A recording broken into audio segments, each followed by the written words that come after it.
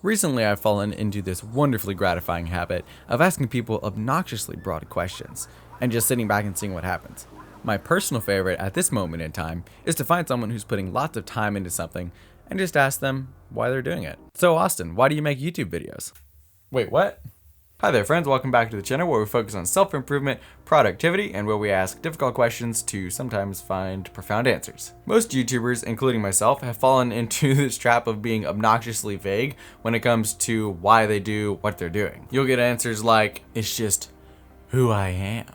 Oh, so who are you? Oh, I'm a YouTuber. Ah, I see how this works. But I've learned that some of the simplest questions often have some of the most profound answers. Like seriously, what would motivate a 21-year-old to spend 20 to 30 plus hours a week on a YouTube channel that makes him a solid $7.43 a month? Well, let's take a look. Now, I do want to be clear that I am speaking for myself here and how I view this, and I'm not trying to speak or put words in anyone else's mouth.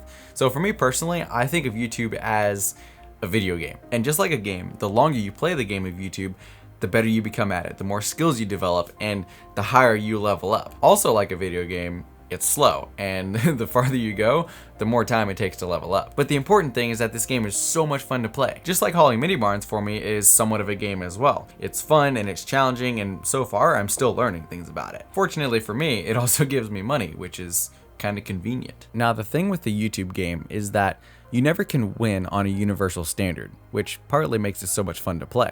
You hear people talking about the process and loving the process, not the end result. And what I hear them saying is, hey, enjoy where you are right here, right now.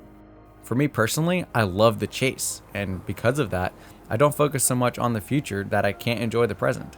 I believe that happiness comes from learning how to solve your problems, not getting rid of all of them, because that's kind of impossible.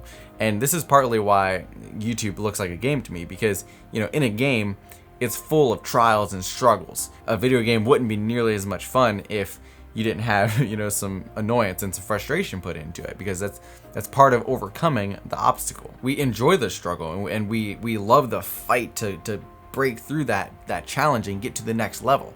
That's partly what drives us and why we love games so much. And that's part of the challenge that drives us on. And honestly, this is why I cannot wait to be a massive YouTuber, because with each milestone come new challenges and new levels that need to be conquered. And this is why it's so exhilarating. I also believe that the difference between something being enjoyable and something being pure torture is our choice. For example, let's say someone comes up to you and puts a gun to your head and says that you need to run, 26.2 miles by the end of the day, or he'll kill you and your family. Like, that would kind of suck.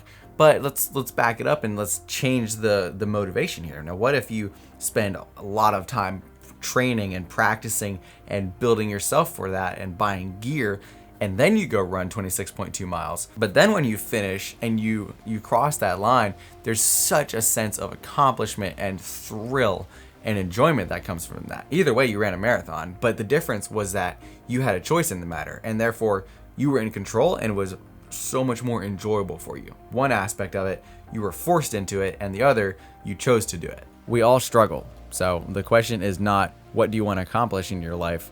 It is, how much pain are you willing to endure for what you want? So by making YouTube videos, I'm not trying to remove my trials, but instead I'm choosing the pain and struggles that I find most enjoyable. I used to think that when I got to a certain point in YouTube and fame, happiness would magically be bestowed upon me, but that's not how it works.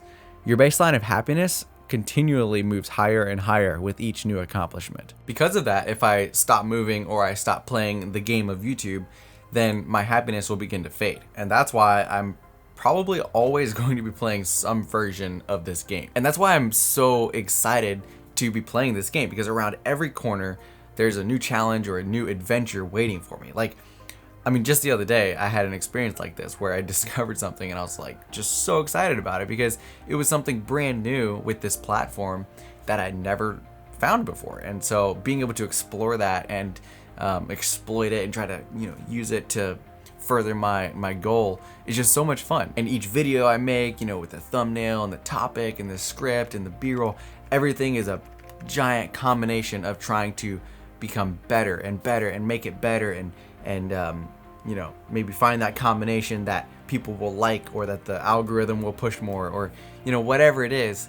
it's a big giant game. And there are many other parts of YouTube that are beneficial and that motivate me as well.